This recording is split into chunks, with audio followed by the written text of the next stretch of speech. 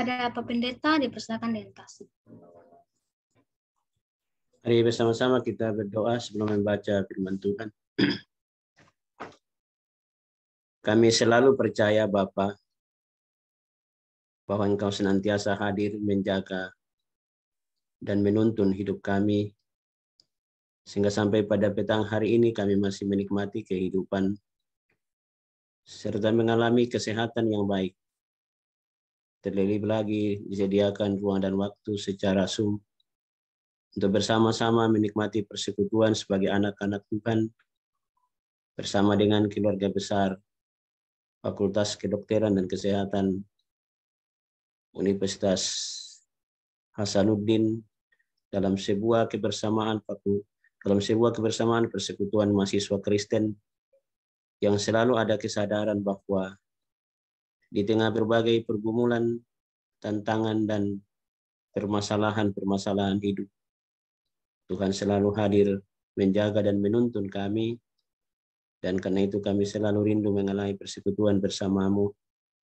Secara khusus pada sore hari ini, kami mau bercermin diri, apakah kami sungguh siap menjadi hamba yang melayani Tuhan. Dan pelayanan kami adalah pelayanan seperti yang dilakukan oleh Tuhan Yesus, menjadi pemimpin yang melayani. Dan dalam waktu sejenak kami akan sharing bersama. Kami rindu dikaruniakan hati dan pikiran yang terkonsentrasi pada firman ini, sehingga apa yang kami diskusikan sejenak malam ini, kami menangkap pesan-pesan dari Tuhan, dan seterusnya kami menginspirasi kehidupan anak-anak mudamu ini, yang akan menjadi pemimpin di masa yang akan datang. Dari awal sampai selesainya sharing bersama di sekeliling firman-Mu sore ini, kami percaya jadi dalam nama-Mu, ya Tuhan Yesus Juru Selamat kami. Amin. Saudara-saudara yang sama berbahagia dan dikasihi dalam Tuhan Yesus, selamat sore dan shalom kepada kita semua. Saya sangat percaya bahwa walaupun muka saudara saya tidak lihat dalam Zoom ini, tapi saya percaya anak-anak Tuhan yang hadir dalam Zoom ini adalah semua orang yang rindu mengalami persekutuan bersama Tuhan.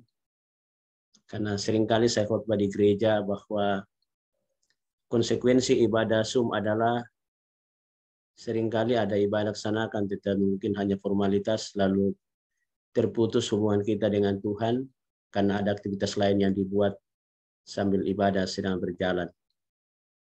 Tetapi saya percaya adik-adikku semua yang masuk dalam ruang Zoom ini adalah anak-anak Tuhan yang mau konsentrasi dari awal sampai selesainya ibadah, supaya saya tidak rugi hadir di antara saudara-saudara, dan saudara tidak rugi juga kalau ibadah hanya setengah-setengah. Saya berharap sekali kita konsentrasi berjumpa bersama Tuhan melalui persekutuan ibadah saat ini. Walaupun muka kita tidak nampak semua karena saya mengerti semua itu. Mari bersama-sama kita membuka firman Tuhan dari Injil Markus pasal 10 ayat 35 sampai ayatnya yang ke-45. Injil Markus pasal 10 ayat 35 sampai 45. Firman Tuhan tertulis demikian. Lalu Yakobus dan Yohanes anak-anak Zebedeus mendekati Yesus dan berkata kepadanya, "Guru, kami harap supaya Engkau kiranya mengabulkan suatu permintaan kami." Jawabnya kepada mereka, "Apa yang kamu kehendaki aku perbuat bagimu?" Lalu kata mereka, "Perkenankanlah kami duduk dalam kemuliaan-Mu kelak. Yang seorang lagi di sebelah kananmu dan yang seorang di sebelah kirimu." Tetapi kata Yesus kepada mereka, "Kamu tidak tahu apa yang kamu minta. Dapatkah kamu meminum cawan yang harus kuminum dan dibaptis dengan baptisan yang harus kuterima?" Jawab mereka, "Kami dapat." Yesus berkata kepada mereka, "Memang kamu akan minum cawan yang harus kuminum dan akan dibaptis dengan baptisan yang kuterima. Tetapi hal duduk di sebelah kananku atau di sebelah kiriku, aku tidak berhak memberikannya. Itu akan diberikan kepada orang-orang bagi siapa ia telah disediakan. Mendengar itu, ke-10 murid yang lain menjadi marah kepada Yakobus dan Yohanes. Tetapi Yesus memanggil mereka lalu berkata, kamu tahu bahwa mereka yang disebut pemerintah, bangsa-bangsa memerintah rakyatnya dengan tangan besi. Dan pembesar-pembesar menjalankan kuasanya dengan keras atas mereka. Tidaklah demikian di antara kamu. Barang siapa ingin menjadi besar di antara kamu, hendaklah ia menjadi pelayanmu. Dan barang siapa ingin menjadi yang terkemuka di antara kamu, hendaklah ia menjadi hamba untuk semuanya. Karena Anak Manusia juga datang bukan untuk dilayani, melainkan untuk melayani, dan untuk memberikan nyawanya menjadi tebusan bagi banyak orang. Demikianlah sabda Tuhan bagi kita sekalian. Setiap orang yang mendengarnya, menghayati dan melakukan, Tuhan Yesus mengatakan, itulah orang yang berbahagia. Amin firman Tuhan. Saya minta di co-host dulu sebentar, saya share screen materi ini untuk kita semua. Bisa ya? Di co-host sebentar, saya share ini materi. Iya, sudah bisa Pak Pendeta. Ya. Oke, baik. Jadi inilah yang akan kita diskusikan bersama, bagaimana menjadi pemimpin yang melayani.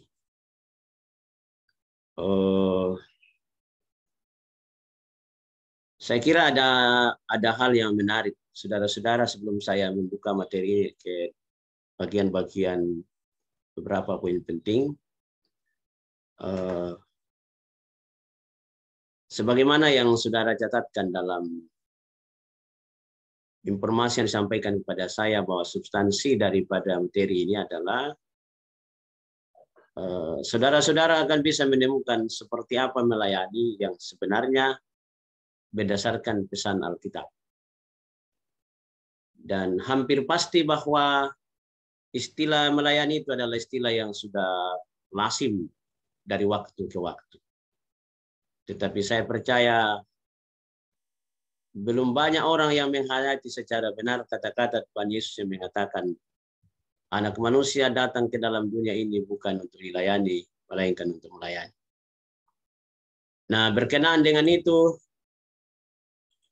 maka ada pertanyaan kritis. Siapakah yang memanggil kita untuk melayani?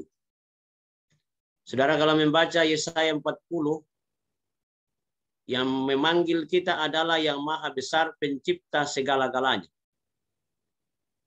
Dia yang menakar air laut dengan jengkal, yang baginya bangsa-bangsa adalah seperti titik air dalam timba atau sebutir debu pada neraca, yang mencipta semua bintang dan memanggil nama mereka sekalian. Artinya, seorang pelayan kalau kemudian terpanggil melayani, adalah dipanggil oleh Dia yang Maha Besar.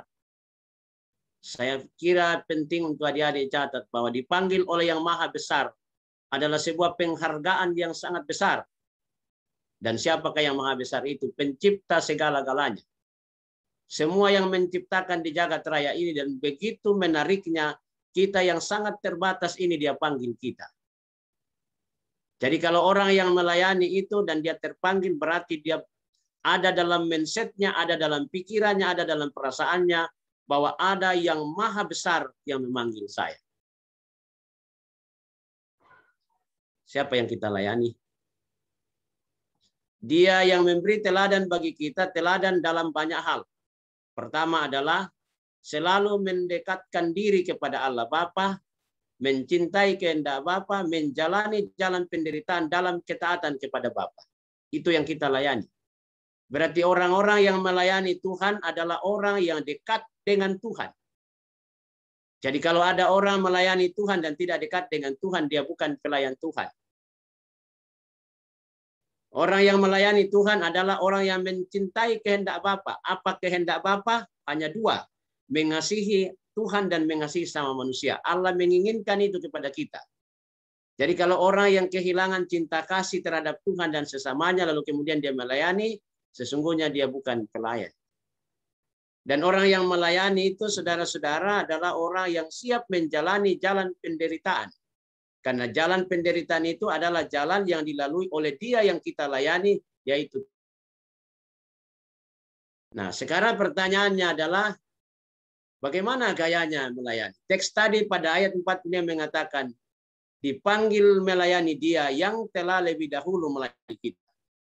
Perhatikan baik-baik. Ini sebuah ilustrasi yang kemarin Yesus buat kepada murid-muridnya. Pada saat pembasuhan kaki, lalu kemudian Yesus membasuh kakinya Petrus. Saudara bisa bayangin kalau seorang guru mengambil kaki muridnya, lalu kemudian ia bersihkan. Ia cekak dengan penyekanya itu, lalu kemudian dia bersihkan kakinya. Ini yang kemudian kalau gereja Toraja perhatikan kenapa kita pakai stola. Pakai stola itu yang kemudian dipakai oleh pelayan itu adalah simbol kesiapan melayani. Yang dulu itu ditaruh di pinggang itu lalu kemudian dipakai untuk menyeka kaki itu lalu kemudian dibersihkan. Nah kalau orang-orang yang mau melayani Tuhan dia harus rendah hati.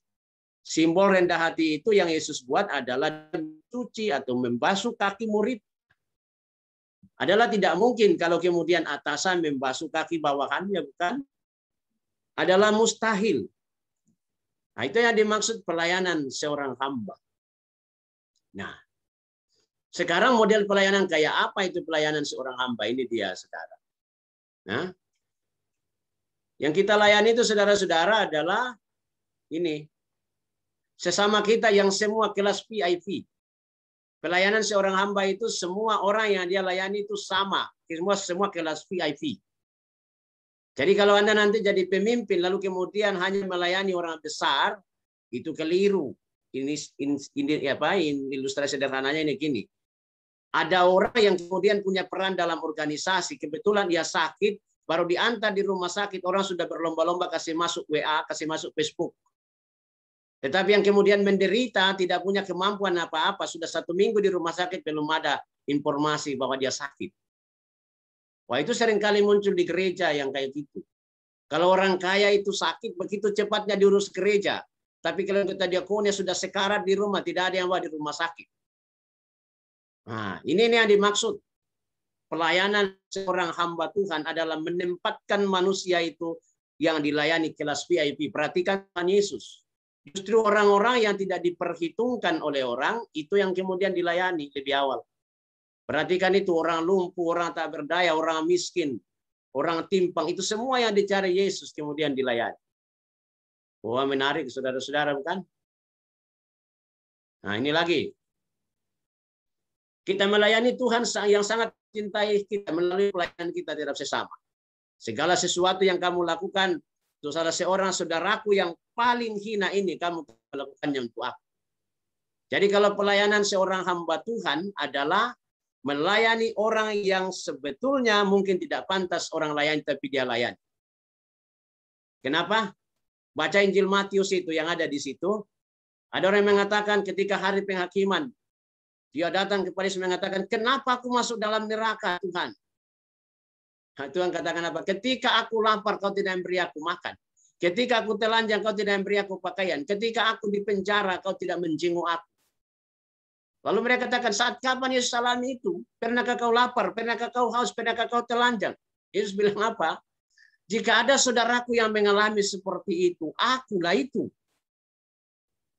Jadi saudara-saudara, kalau kebetulan dalam pelayananmu nanti, kalau sudah jadi seorang dokter misalnya, ada orang datang di rumah sakit, tidak punya uang sama sekali, tapi gawat penyakitnya, lalu engkau melayani orang itu, kau sedang melayani Tuhan Yesus. Tapi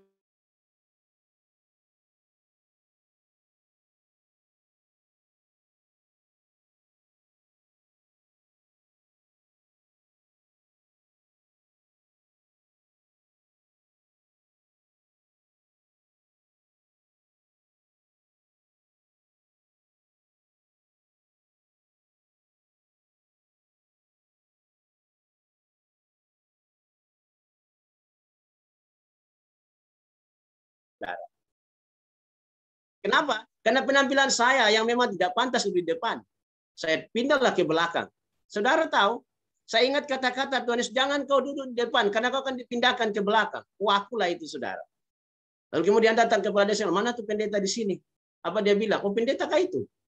Coba bayangin, saudara.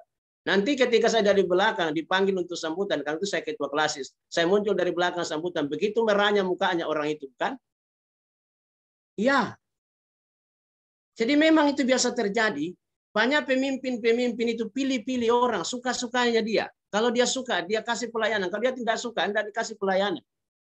Saudara bisa bayangkan kalau Anda bergerak di dunia medis dan pola seperti itu yang saudara buat. Saudara bayangkan nanti ketika hari penghakiman kelak Anda dimintai tanggung jawab oleh Tuhan, maka sia-sia jadi hamba Tuhan bekerja dunia kedokteran atau dunia kesehatan kalau pilih-pilih orang. Kenapa? Izinkan saya mengatakan bekerja di dunia medis, saudara-saudara, kalau tidak berhati pelayan, Anda tidak akan diberkati Tuhan. Mungkin Anda kelihatan kaya raya, tapi itu bukan berkat Tuhan. Itu berkat dari kuasa kegelapan. Ingat bahwa tidak semua orang kaya yang dia dapatkan kekayaan itu adalah berkat Tuhan. Belum tentu. Banyak orang-orang kaya hasil korupsi, saudara. Saya tidak berani mengatakan itu berkat Tuhan. Bukan berkat Tuhan itu, karena tidak lahir dari sebuah pelayanan yang tulus. Nah, ada kan pelayanan-pelayanan gerejawi yang saudara perhatikan baik-baik. Kita semua ini kan bukan hanya melayani di kampus, tapi kadang-kala melayani di gereja secara lembaga. Nah, karena itu firman Tuhan mengatakan begini, hai hamba-hamba taatilah Tuhanmu sebagai hamba-hamba Kristus yang dengan segenap hati melakukan kehendak Allah dan dengan rela menjalankan pelayanan seperti orang yang melayani Tuhan dan bukan manusia. Saudara bisa bayangkan, kalau kita melayani Tuhan bukan seperti melayani manusia. Kalau itu mindset kita yang tertanam dalam diri kita kayak gitu, melayani orang menderita, kita bayangkan Tuhan Yesus yang kita layani. Saya percaya saudara bersukacita mengerjakan itu. Kalau saudara memperhatikan muka orang yang seperti tidak ada tanda-tanda membayar, saya percaya Anda tidak sukacita melaksanakan itu. Tapi kalau Anda membayangkan, terima kasih Tuhan Yesus, Engkau hadir hari ini dalam bentuk penderitaanmu seperti anak yang macam ini. Aku layani Engkau Tuhan. Tunggu esok lusa itu Tuhan katakan ini berkatmu. Pelayanan bukan hanya kegiatan gerejawi. Tidak sekedar rutinitas. Seringkali saya bilang begini, banyak anak-anak muda, semoga Anda tidak begitu, asik sekali melayani di gereja. Ya, bagus sekali melayani di gereja. Tetapi itu motifnya lain. Bukan motifnya memberi diri untuk Tuhan. Saya tidak tahu berapa persen orang yang mengaminkan kata-kata Rasul Yohanes kepada jemaat yang ada di Efesus dalam Wahyu pasal 2. Apa dia bilang? Saya senang dengan pelayananmu yang luar biasa. Saya senang dengan paduan suaramu. Saya senang dengan puji-pujianmu di gereja. Untuk Anda ketahui, jemaat termaju pada zaman itu, di antara itu jemaat yang sekecil adalah jemaat Efesus. Yang sekarang tinggal cerita, ulahnya ada di Turki itu saudara, tidak lagi orang Kristen di sana. Semua orang Muslim yang ada di sana. Waktu saya pulang dari sana itu tinggal cerita, saudara.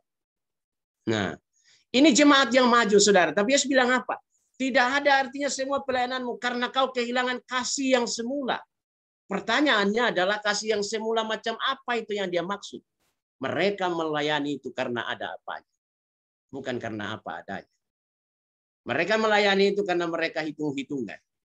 Ada kemungkinan dia melayani untuk ingin dipuji. Saya tidak tahu saudara-saudara apa yang ada dalam pikiran kamu ketika mendengar orang bicara begini. Selesai paduan suara, dia bilang begini. Bagaimana paduan suara aku tadi? Baguskah? Saudara, perhatikan baik-baik. Ketika dia tuh, bagaimana tadi paduan suara kami? Bagus kah? Pertanyaannya adalah, pelayanannya itu untuk Tuhan atau untuk manusia? Saya curiga dia menyanyi supaya dia dipuji dan diakui. Sehingga perhatikan baik-baik, saya kalau bicara, misalnya ada orang bawa persembahan di gereja, saya bilang sama majelis, jangan berterima kasih kepada orang itu. Karena orang itu membawa persembahan bukan untuk diri majelis gereja, untuk Tuhan. Majelis gereja bilang, mestinya bilang apa pendeta? Bilang begini, syukur kepada Tuhan, Bapak Pendeta Lukas datang membawa persembahannya ini. Terima kasih Tuhan dimuliakan untuk itu. Kenapa? Persembahan kita bukan untuk majelis, untuk Tuhan. Seorang pendeta saya khotbah, saya tidak pernah bilang terima kasih Pak Pendeta. Kenapa? Karena dia melayani Tuhan. Yang benar adalah apa? Syukur kepada Tuhan telah memakai Pak Pendeta menjadi seorang berkat kepada kita hari ini. Kalau memang melayani untuk Tuhan. Tapi kalau melayani untuk manusia, seringkali kita mengatakan terima kasih, padahal pelayanan itu adalah untuk Tuhan. Karena itu banyak orang kecewa setelah selesai melayani, karena tujuannya adalah untuk diakui manusia. Siapa yang melayani dan masih merasa untuk mau dipuji, berhenti melayani. Kenapa? Salah alamat. Bukan untuk dirinya. Untuk Tuhan. Seringkali saya katakan begini adik-adik. Mesti kita bilang syukur kepada Tuhan yang telah memakai hambanya hari ini menjadi saluran berkat bagi kita memberitakan firman-Nya. Dimuliakanlah nama Tuhan untuk semuanya. Kalau minum kita pelayan untuk Tuhan. Tapi kalau pelayan untuk manusia, terima kasih Pak Pendeta Lukas. Memang hanya siapa? Tuhan yang dia layani, kemudian Fakultas Kedokteran mendengar firman, bukan? Tidak mudah itu. Saya bertanya-tanya tadi dalam hati, betul enggak orang paham yang kayak gitu? Nah, karena itu saudara-saudara, seorang yang memimpin dalam pelayanan Tuhan, saudara, dia harus paham ini. Apa yang dia paham? Orang yang kita layani, saudara-saudara, itu adalah di dalamnya ada banyak talenta-talenta yang muncul, yang diibaratkan sebagai anggota tubuh manusia. Nah, karena itu saudara-saudara, seorang pelayan untuk Tuhan, dia harus mampu membangun sebuah sistem bahwa banyak anggota berbeda, tetapi saling menganggap penting, saling menolong, saling memberdayakan, bersukacita dan menderita bersama. Nah, karena itu kalau seorang pelayan Tuhan, dia harus mampu membangun yang namanya talenta-talenta dalam pelayanan yang kemudian ditumbuhkan secara simultan untuk menjadi kemuliaan bagi Tuhan. Saudara bisa bayangkan kalau mata sakit, bukan? Seluruh bagian tubuh tersiksa karena mau jalan tidak bisa. Tapi kalau kemudian kaki sakit, walaupun mata melotot normal untuk melihat, tetapi tidak bisa jalan untuk melakukan sesuatu. Nah, karena itu saudara-saudara penting sekali kita melihat ini. Dalam tubuh kita itu saudara-saudara kayak begini. Nah, seorang pelayan Tuhan harus mampu membangun itu sistem dalam sebuah kebersamaan. Jadi kalau dalam organisasi itu adik-adik, saya berharap seorang pemimpin itu harus mampu mengarahkan setiap potensi-potensi yang ada di dalam sebuah organisasi yang Anda pimpin. Ibaratnya kan kayak begini. Itu paduan suara, ada biasa 4 jenis suara. Ada sopran, tenor, alto, dan bass. Ini 4 jenis suara, saudara, ibaratnya adalah talenta. Kalau ini 4 suara ini tidak dinyanyikan secara harmonis, misalnya tenor kemudian dikasih besar suaranya, pasti mengganggu sopran, alto, dan bass. Kemudian pals itu paduan suara. Nah, bagaimana caranya supaya bisa? Ini sangat ditentukan oleh pelatih, sangat ditentukan oleh dirijen yang biasa dibahasakan tadi seorang pemimpin. Seorang pemimpin itu mampu menselaraskan tenor, sopran, alto, dan bass dengan cara apa? Dia latih dengan baik dan dia menjadi dirijen yang baik. Lalu kemudian ini peserta paduan suara konsen pada dirijen, maka akan melahirkan sebuah paduan suara yang sangat harmonis dan indah sekali. Lalu kemudian itu dicintai orang dan dirindukan orang. Orang-orang yang bisa melakukan itu, saudara, siapa? Yang bisa melakukan itu adalah seorang yang melayani untuk Tuhan. Nah, karena itu tidak boleh ada dalam sebuah kebersamaan yang namanya jiwa saingan, saling menjatuhkan, saling merugikan, mementingkan diri sendiri. Itu sebabnya ada yang kayak gini, saudara. Nah, tidak mungkin ini kue sampai di perut kita. Perhatikan baik-baik. Tidak mungkin ini kue terus sampai di mulut kita kemudian dibuang di jamban. Kalau fungsi-fungsi tubuh kita itu tidak memfungsikannya secara normal. Walaupun ini mulut mau makan, tapi tangan tidak mau angkat, setengah mati, kita akan mirip anjing atau babi memakannya dan sangat tersiksa. Masuk dalam mulut sementara lidah sedang bermasalah, setengah mati, atau gigi bermasalah. Oke, gigi tidak bermasalah, lidah tidak bermasalah, tapi leher kemudian tersumbat, nggak mau turun tuh barang. Nah, karena itu memang ini hal-hal yang harus diperhatikan oleh seorang pemimpin yang melayani. Bagaimana mengkoneksikan setiap talenta-talenta yang ada pada manusia, orang yang dipimpinnya dalam bahasa tadi banyak anggota tetapi satu tubuh. Nah, ini kan begini. Tidak alkitabiah pengurus harus melakukan semua hal untuk mereka yang dilayani. Tidak alkitabiah itu.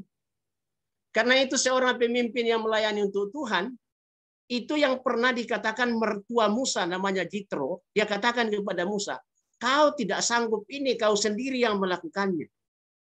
Panggillah kepala-kepala suku Israel itu, kemudian kau kasih petunjuk, lalu dia kerjakan secara berkelompok itu pekerjaan. Wah, itu alkitabiah sekali, saudara. Nah, karena itu tidak ada tempatnya seorang pemimpin untuk Tuhan, pelayan untuk Tuhan, untuk kemudian ingin berjalan sendiri. Tidak boleh. Karena itu tidak mampu kita itu tanpa ada orang lain di sekitar kita. Tidak cukup dengan tangan saja, tidak cukup dengan mata saja. Nah, karena itu bagaimana supaya Tuhan dipermuliakan dalam pelayanan? Tuhan dipermuliakan pada saat pengikutnya mencerminkan kepribadiannya, pada saat pemimpin-pemimpin Kristen saling mengampuni, orang dapat mengerti bahwa Tuhan adalah Tuhan yang mengampuni. Pada saat pemimpin Kristen sabar terhadap mereka yang gagal, orang dapat mengerti bahwa Tuhan itu panjang sabar. Jadi seorang pemimpin pelayan untuk Tuhan, dia harus pertama-tama adalah ada kesadaran dalam dirinya bahwa dia orang berdosa yang telah memperoleh pengampunan. Dan pengampunan yang dia peroleh itu adalah mahal melalui pengorbanan. Dan karena itu pelayanannya adalah pelayanan pengorbanan. Nah, dan kalau dia pelayanan pengorbanan, konsekuensinya dia harus sabar. Orang-orang yang berkorban itu adik-adik bukan orang biasa, orang sabar. Lalu bagaimana itu orang sabar? Orang sabar itu adalah tahan terhadap reaksi buruk orang terhadap dirinya. Itu definisi orang sabar. Orang sabar itu tahan terhadap reaksi buruk orang lain terhadap dirinya. Biar digosipkan, dia tidak bereaksi. Dicaci maki, dia tidak bereaksi. Perhatikanlah Tuhan Yesus. Diludahi sekalipun dia tidak bereaksi. Malah dia mengatakan, ampuni Tuhan, sebab mereka tidak tahu apa yang mereka perbuat. Oh, saudara-saudara, itu tidak mudah. Tidak mudah yang begitu, saudara. Kenapa tidak mudah? Ini butuh pengorbanan. Pengorbanan itu, saudara-saudara, adalah menurunkan harga diri. Harga diri yang terjadi dalam Yesus, kalau baca Filipi pasal 2, dia Tuhan di tempat yang maha tinggi datang menjadi sama seperti seorang hamba. Hanya tujuannya untuk apa? Untuk melayani kita supaya memperoleh anugerah pengampunan di dalam Dia. Jadi seorang pemimpin yang melayani harus sabar. Harus rela menderita. Harus siap mengampuni. Dan sekali lagi sabar itu tahan menghadapi reaksi buruk orang terhadap dirinya. Bagaimana supaya Tuhan dipermuliakan? Ini penting. Seorang pemimpin yang melayani adalah dia punya integritas. Apa itu integritas? Definisi integritas yang sangat sederhana adalah apa yang kita katakan itu yang kita lakukan, dan apa yang kita lakukan itu yang kita katakan. Perhatikan baik-baik. Definisi integritas itu sederhana, tidak usah dikasih panjang-panjang definisinya. Apa yang kita katakan, kita lakukan. Dan apa yang kita lakukan itu yang kita katakan. Yesus kan buat begitu. Kasihilah sesamamu manusia seperti dirimu sendiri, kata Matius 22 ayat 34-42. Yesus buktikan itu. Dia buktikan itu. Kenapa? Karena dia pemimpin yang melayani. Ini yang biasa terjadi, saudara. Banyak orang itu melayani pamer kebolehan. Supaya ingin diakui, ingin dipuji, supaya terkenal. Dan orang kayak gini adalah orang sombong. Ya. Orang-orang seperti ini seringkali begini. Saya tidak sombong. Saya semua yang urus ini kemudian jalan di pekerjaan. Pertanyaannya, sombong enggak orang itu? Itu orang sombong yang tidak jujur. Mesti kalau dia orang sombong jujur, mesti dia mengatakan, saya sombong, saya semua yang kerjakan. Lebih bagus itu. Daripada dia seperti orang membungkuk di atas gunung, pura-pura rendah padahal sudah meninggikan diri. Pemimpin yang melayani juga begitu. Bukan pamer kebolehan. Perhatikan itu Yakobus Yohanes tadi. Dia datang kepada Yesus. Bisa enggak aku di sebelah kanan atau sebelah kiri? Kenapa? Ingin diakui, ingin menjadi terhormat, cari kedudukan. Wah, saudara-saudara, banyak orang melayani cari kedudukan. Sehingga berlomba-lomba mencalonkan diri pakai orang-orang lain. Seringkali saya katakan dalam setiap pertemuan dengan teman-teman di klasis, teman-teman di sinode, saya bilang begini, yuk belajar sama Yusuf. Yusuf itu tidak pernah ada ambisinya mau jadi orang nomor 2 di istana Firaun dan penguasa di Mesir. Melalui liku-liku yang panjang dengan talenta yang ada pada dia, dia tulus bekerja saja. Bekerja di rumahnya Potifar dengan sabar, rumahnya Potifar menjadi kaya raya. Kemudian dibalikkan fakta, dituduh memperkosa istri Potifar, dijebloskan dalam penjara. Di penjara dia bekerja dengan sabar dan setia, mengartikan mimpi juru minum dan juru roti. Dari mimpi itu kemudian bisa mengartikan mimpinya Firaun dan menjadi orang tersohor di istana. Tidak pernah dia mimpi satu kali kelak jadi orang besar. Tapi tinggal satu yang dia kerjakan, melayani apa adanya dengan talenta yang ada pada dia. Adik-adik kalau melayani dengan apa adanya pada talenta yang ada pada diri saudara, satu kali kelak, you tidak pernah bayangkan akan menjadi seorang pelayan. Selalu saya ambil ilustrasi Jokowi. Ketika dia jadi pengusaha mebel, perasaan saya mengatakan tidak pernah mimpi jadi presiden kan. Tetapi orang-orang yang ada di Solo mengatakan, yuk jadi wali kota, masuklah dia. Yuk jadi gubernur di Jakarta, yuk jadi presiden. Dalam waktu singkat dia jadi presiden, saudara-saudara, orang lagi urus anaknya untuk jadi wali kota, orang urus anaknya, anak menantunya jadi wali kota. Tanpa dia urus dengan mati. Kenapa? Karena ini lahir dari sebuah pelayanan. Apa sih yang harus saya buat kepada masyarakat supaya mereka menikmati kebahagiaan? Karena sesungguhnya definisi melayani adalah apa yang harus saya buat yang bisa menyenangkan orang. Bukan apa yang orang buat yang bisa menyenangkan saya. Itu bedanya pelayanan untuk Tuhan. Karena pelayanan untuk Tuhan adalah bagaimana menyenangkan orang untuk kemudian mengenal Tuhan. Yesus buat itu. Bagaimana supaya dunia selamat? Satu hal yang dia buat adalah rela berkorban. Jangan begini. Wah, seringkali itu saudara-saudara orang melayani peralat orang lain. Untuk kepentingannya. Ya, hati-hati itu yang kayak gitu. Lalu kemudian ada orang yang minta tepuk tangan, saudara. Dipuji, diakui. Wah, ini lebih parah. Banyak pelayan-pelayan saudara yang tidak kenal dirinya. Adik-adik kalau saya tanya, yang mana yang lebih mudah kita ceritakan terhadap orang lain? Kebaikan orang atau keburukan orang? Perasaan saya mengatakan banyak orang lebih senang menceritakan keburukan orang. Tapi dia tidak sadar bahwa dia juga banyak keburukannya. Perhatikan baik-baik, orang-orang seperti ini sekali lagi orang sombong. Orang sombong itu adalah orang yang bertindak melampaui dirinya yang sebenarnya dan tidak kenal dirinya. Tapi orang yang kenal dirinya itu saudara-saudara, dia selalu menganggap orang lain itu penting dalam hidupnya. Dan ciri orang rendah hati adalah menganggap orang lain lebih penting dari dirinya. Dan orang yang melayani Tuhan menganggap orang lain lebih penting dari dirinya. Dan karena itu terbuka bagi orang lain untuk membangun komunikasi dalam pencapaian-pencapaian pelayanan yang dipercayakan Tuhan kepadanya.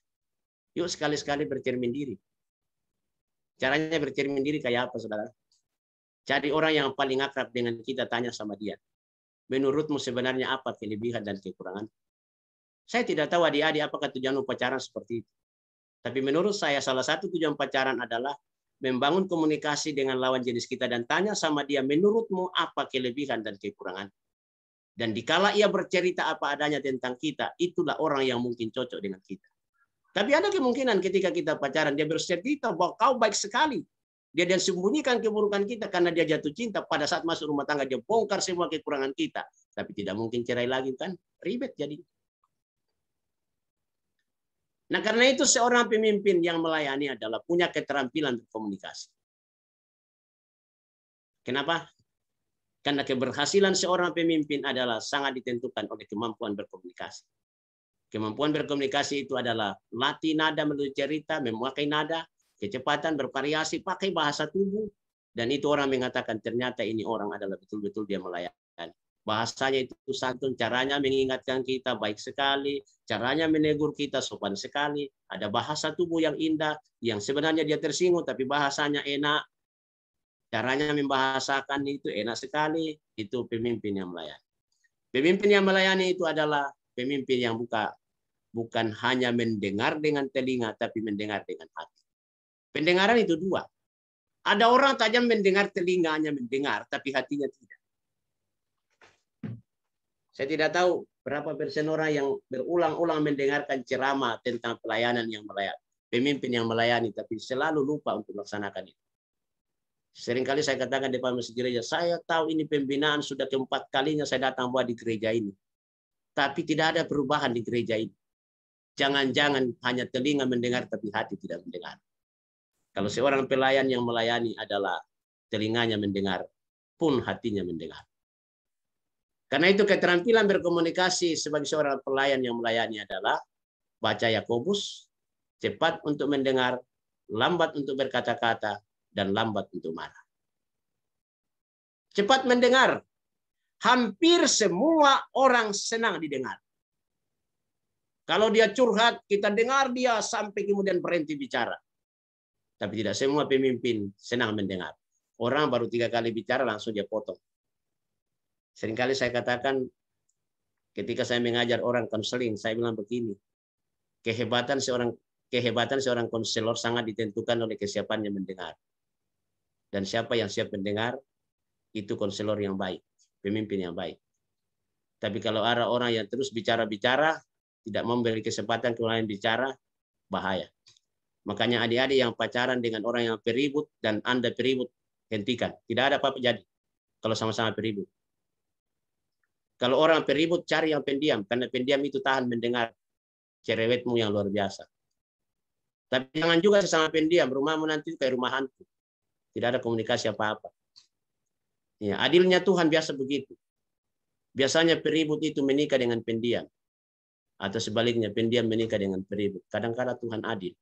Kenapa? Karena hanya orang pendiam yang tahan mendengar peribut. Seperti radio koslet berbunyi terus, tidak bisa mati.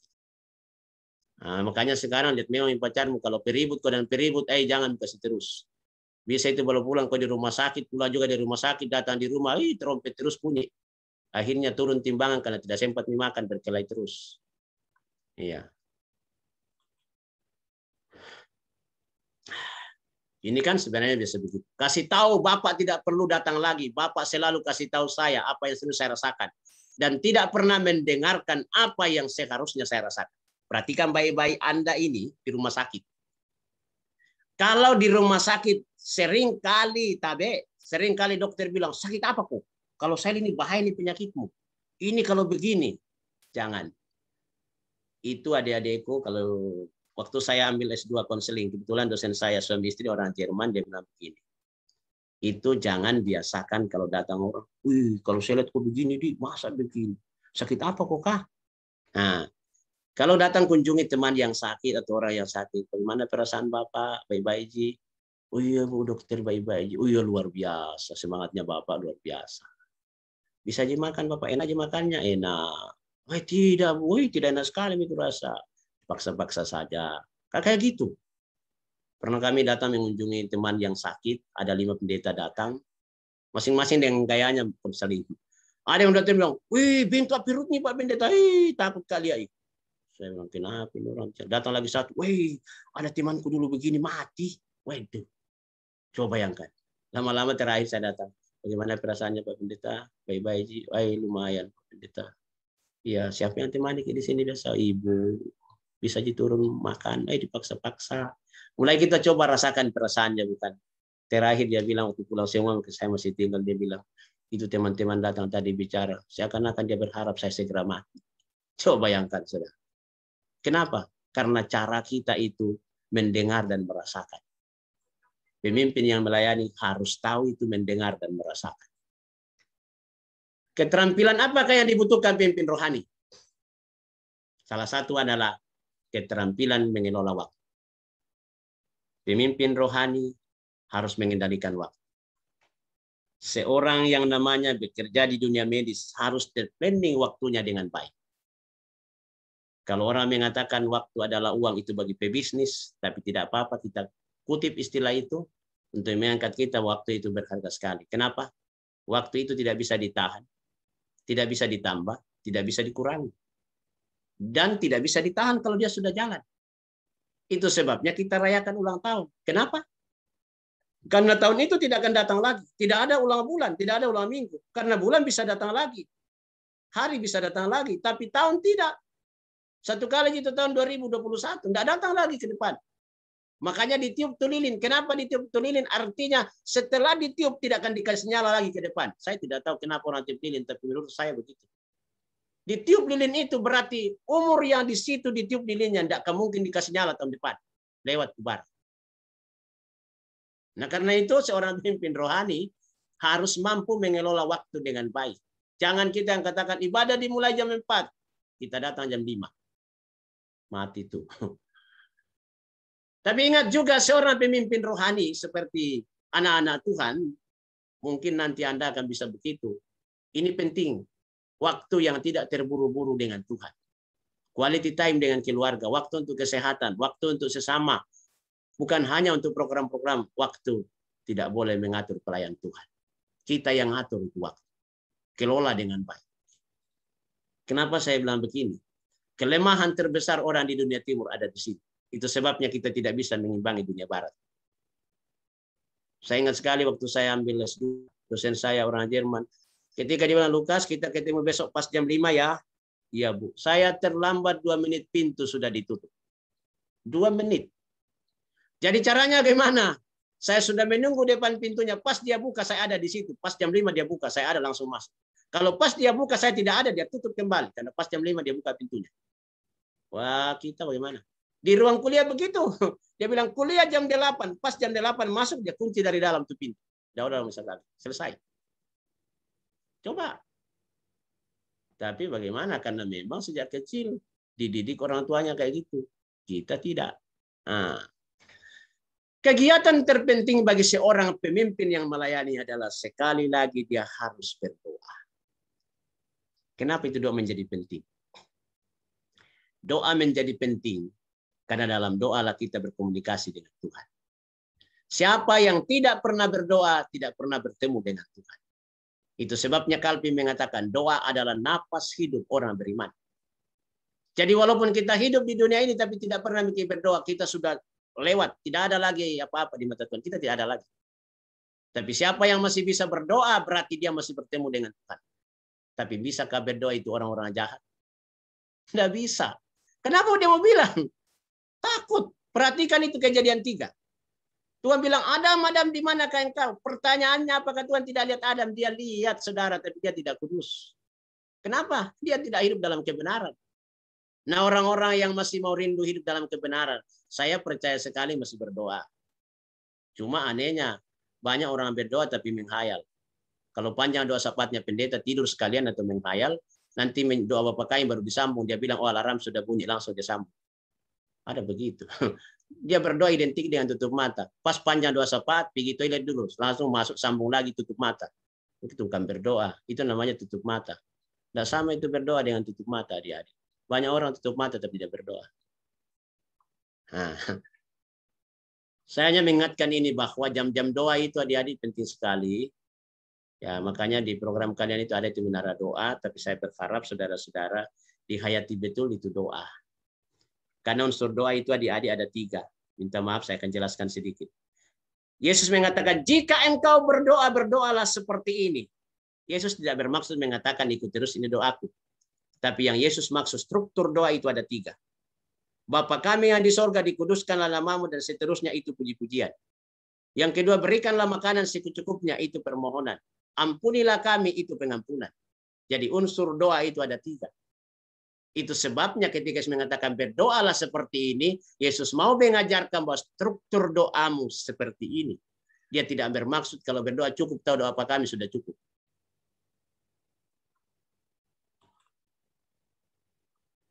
Ini yang terakhir.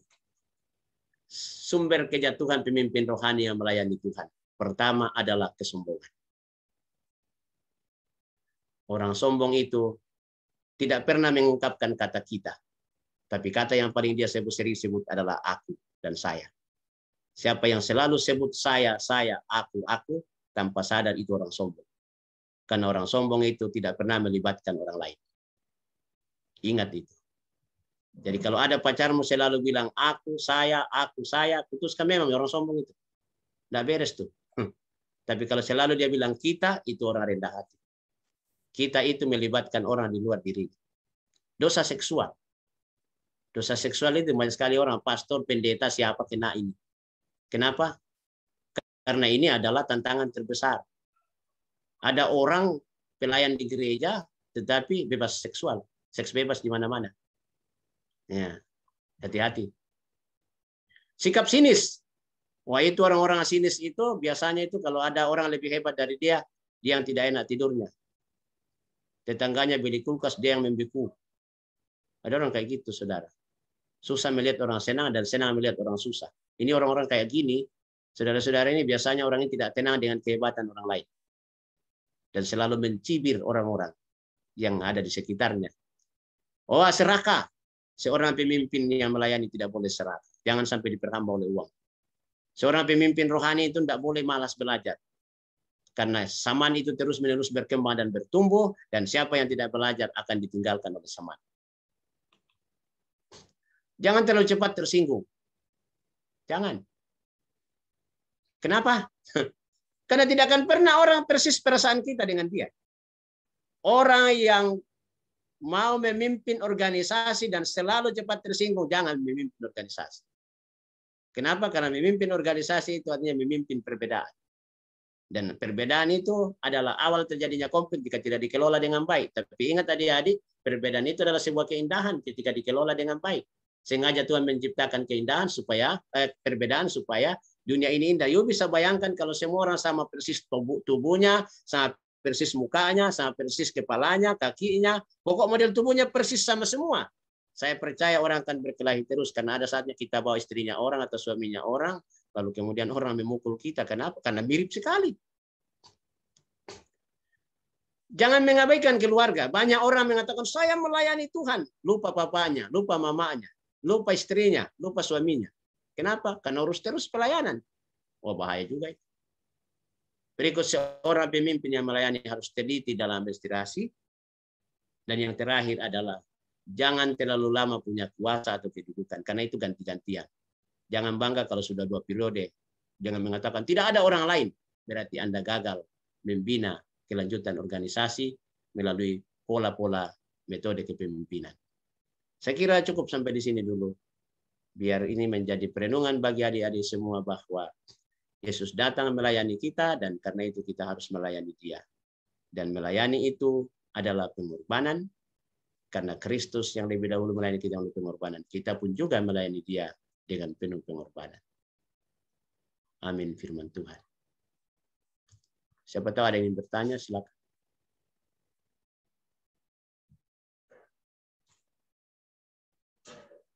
Cukup? Ada yang ingin bertanya kah?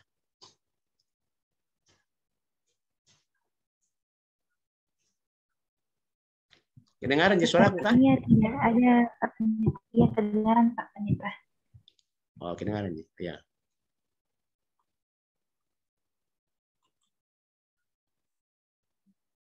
Ada yang ingin bertanya kah? Tidak, Ji. Lanjut nih kalau gitu.